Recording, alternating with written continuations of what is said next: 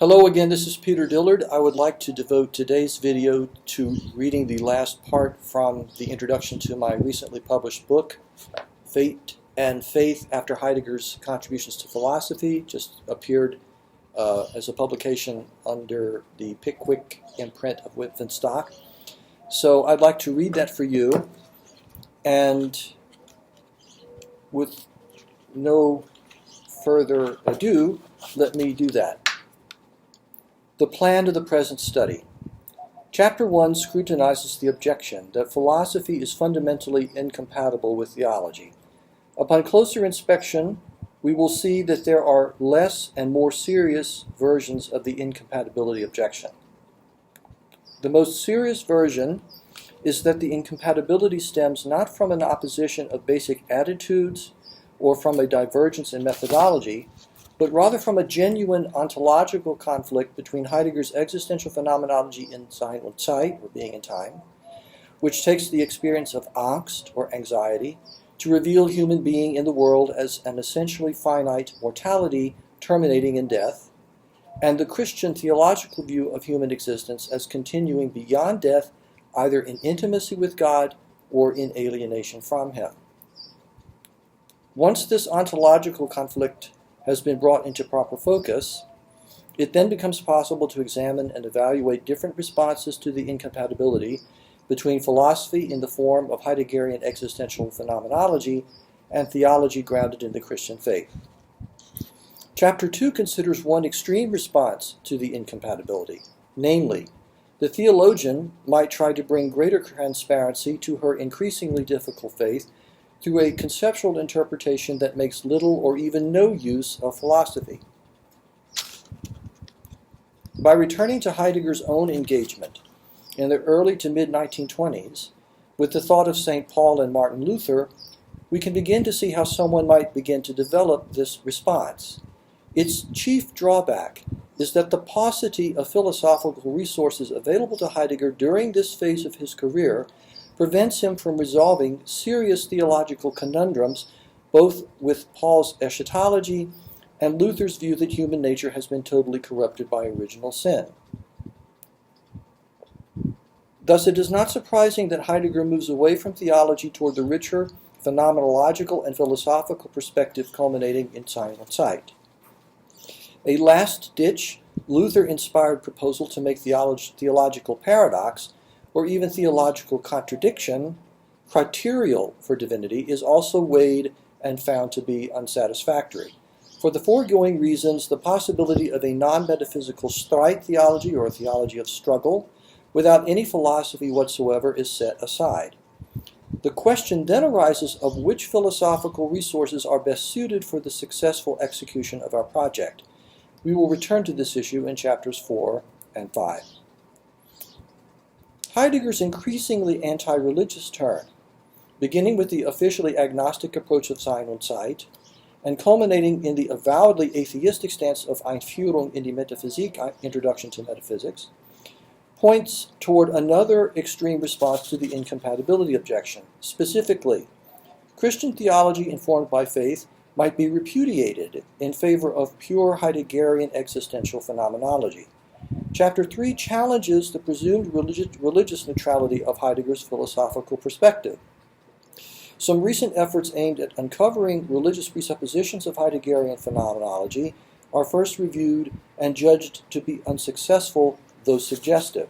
A new internal critique centered on the methodologically key experience of Angst is then presented with an eye to revealing the tacit theological content of Heidegger's phenomenology in the late 1920s, the early 1930s, and even beyond. Briefly, the noetic stability of anxiety across ontologically distinct normatic contexts, that is, angst in the face of uncanny human being in the world, an uncanny particular non-human being, the uncanny totality of beings, the uncanny non-metaphysical event of being, and uncanny absolute nothingness, reveals the purported intentional correlate of anxiety as something distinct from all of these phenomena. This distinct something is the holy, the last God, as Heidegger terms it in the Beiträge, or simply God. Yet exactly why our encounter with various uncanny non-divine phenomena is also an experience of anxiety before divinity remains unclear. Its avowedly post-metaphysical stance, together with its willingness to broach quasi-theological themes such as the status of the prophetic future ones and the absconding or passing by of the last God, makes the Beiträge a possible philosophical resource for developing a non-metaphysical theology of strife. Chapter 4 serves as an entry point into Heidegger's challenging text by scrutinizing its attempt to think of being non-metaphysically as something other than the maximally general characteristic common to all beings. Clear instances of how interdependencies between new human identities and new kinds of non-human beings first emerge when a definite commitment is undertaken to give us some grip on what Heidegger has in mind. Unfortunately, his vision of a single monolithic event, or Ereignis in German, in which beings come to shelter independent Dasein and non-metaphysical being, threatens to collapse into an empty tautology. It is then argued that Heidegger's notion of time-space restores definite content to the monolithic event, but only at the cost of reinstating metaphysics. The main conclusion of Chapter 4 is that the specific commitment of having to decide about the absconding, or the passing by of the last God, within the event, is indispensable to the Beiträge's attempt to think being, both non-tautologically and non-metaphysically.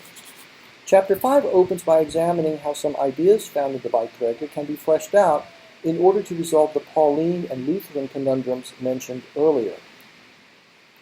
For example, by pushing the Beiträge ideas of time and history in a more theological direction, the historical Jesus himself and the episodes of his life may be viewed as a special kind of sacred clock against which other historical happenings can be measured as early or late, but whose own strokes or movements, including Christ's eventual return at the parousia, are neither early nor late but simply unfold. Additionally, the Beiträge idea of contemporary human being, or Dasein, as enmeshed in a plight, combined with the Kierkegaardian inflected idea of a leap into genuine selfhood, or Dasein, that has yet to occur, gestures toward a conception of original sin not as the total corruption of human nature, but as a ubiquitous and deleterious condition preventing human beings from making essential decisions that would allow them to become genuine selves. A recent discussion of irresolvable moral quandaries helps to elaborate the new conception. These preliminary results confirm the importance of the Beiträge's philosophical perspective for working out a theology of strife. Chapter 6 concludes by showing how this same philosophical perspective nevertheless places us in the intolerable theological predicament of having to make a pivotal decision about the absconding or passing by of the last God that we have absolutely no clue how to make. The upshot is the deeply religious angst described earlier, where the non-various divine phenomena phenomenologically available to us strike us as uncanny, precisely because they still fall short of the unavailable God we are still somehow responsible for reaching. That's actually the end of Chapter 5. Chapters 6, 7, and 8 then appraise three distinct theological proposals for overcoming this predicament. Each proposal builds upon philosophical concepts set forth in the Beiträge and related writings. Chapter 6 picks up on Heidegger's concept of absence as a kind of presence. To overcome the theological predicament, it might be proposed that our religious anxiety of having to make a decision about the last God we have no idea how to make is assuaged by the realization that the last God's remoteness or concealment from us is, paradoxically, precisely the way in which the last God draws near to us into disclosure. The nearness and remoteness theological proposal has affinities with Nicholas of Cusa's vision of God as a coincidence of opposites, Luther's conviction that God's wisdom and power are revealed as hidden under their opposite forms of folly and weakness, and, more generally, the tradition of apophatic theology.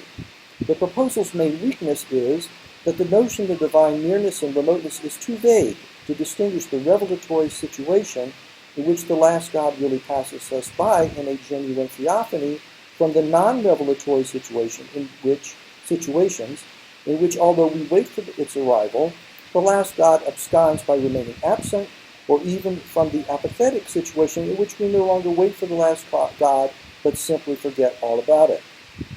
Because it renders the phenomenon of the holy completely empty, the nearness and remoteness proposal is unsatisfactory. Chapter 7 takes its departure from Heidegger's provocative remarks about the phenomenon of nothingness. Heidegger describes how nothingness can play a creative role, as when the inner recess or void of a jug allows its walls to come together to form a vessel. Nothingness can also play a delineative role, as when the interior of an ancient Greek temple in situ brings the surrounding landscape into sharper focus, or a captivating role, as when we were drawn into a gathering in the open space of a forest glade. Sometimes nothingness plays all three roles simultaneously, as when the vault of the temple allows its walls and roof to come together, sharpens our awareness of the surrounding landscape, and draws worshippers inside to participate in a sacred rite. Theologically, the union of creative, delineative, and captivating dimensions in a single threefold nothingness that serves as an integral counterpart to particular non-human beings, Dasein, the totality of beings, and the non-metaphysical event of being has obvious Trinitarian overtones. Since our experience of nothingness is not fraught with anxiety, but instead charged with purpose and fulfillment, identifying triple nothingness with the holy seems to escape the predicament of not knowing how to make a decision we must nonetheless make. Even so, the relation of modality to divine nothingness remains troublingly ambiguous in the Beiträge. Heidegger wavers between 1. Inconsistently elevating possibility and necessity to foundational metaphysical principles governing relations between the non-metaphysical event of being and nothingness, and 2.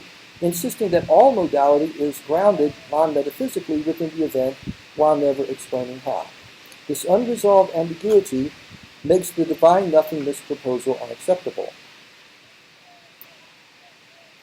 Using some of Heidegger's reflections on thinking and poetry, and the poetry of Georg Trakl as a springboard, Chapter 8 crafts a Christological proposal for overcoming the theological predicament of experiencing angst over having to decide about the last God without knowing how to decide.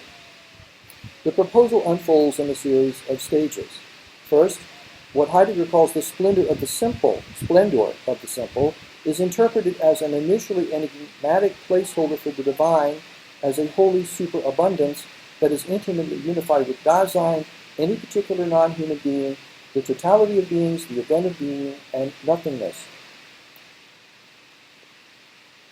Anxiety then gives way to what Heidegger calls trembling, the excited realization that in encountering any of the aforementioned non-divine ontological conditions, we are already encountering God as the splendor of the simple. Immediately, the question arises of why divinity does not coalesce with the various non-divine ontological conditions with which it is intimately united, resulting in a monism totally at odds with the Christian commitment to divine independence. In order to preserve the real distinctness of the holy superabundance, Heidegger's notion of what he calls pain as the converse, inspired by the poetry of Georg Trakl, is invoked in connection with the phenomenological dynamics of the crucifixion. In his superabundance, God fully pervades while also standing over against and beyond each of the ontological conditions described by Heidegger. The impossibility of making a decision about divinity is replaced with the intensifying trembling of the faithful, each of whom attains genuine human selfhood by perpetually hunting down God, abiding in converse opposition to, and conversely beyond her own throne existence. The chapter also considers how the Christological proposal understands the relation between divinity and modality, including the possibility of our liberation from original as well as from all other forms of sin.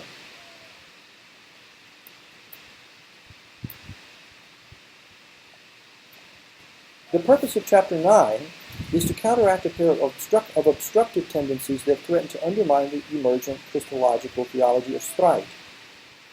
One such tendency is the apparent incompatibility between the core conceptions of Streit theology and the laws of nature uncovered by natural science. The role Heidegger assigns to strangeness and uniqueness enables us to resist the slide from science into scientism by distinguishing the replicable initial conditions upon which any scientific law or principle is based from a non-replicable, strange, and unique situation in which the last God emerges. A second possible obstacle is Heidegger's favoring of German over other languages as the house of being, inhabited by Hölderlin, Heidegger himself, and what Heidegger calls the future ones of the last God.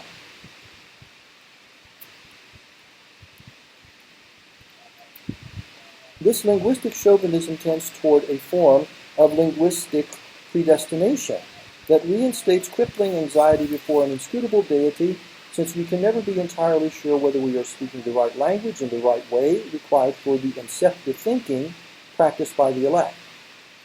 Through a careful analysis of Heidegger's stress on the interdependency between inceptive language and Dasein, the problematic metaphysical conception of language latent within this elitist tendency is deconstructed.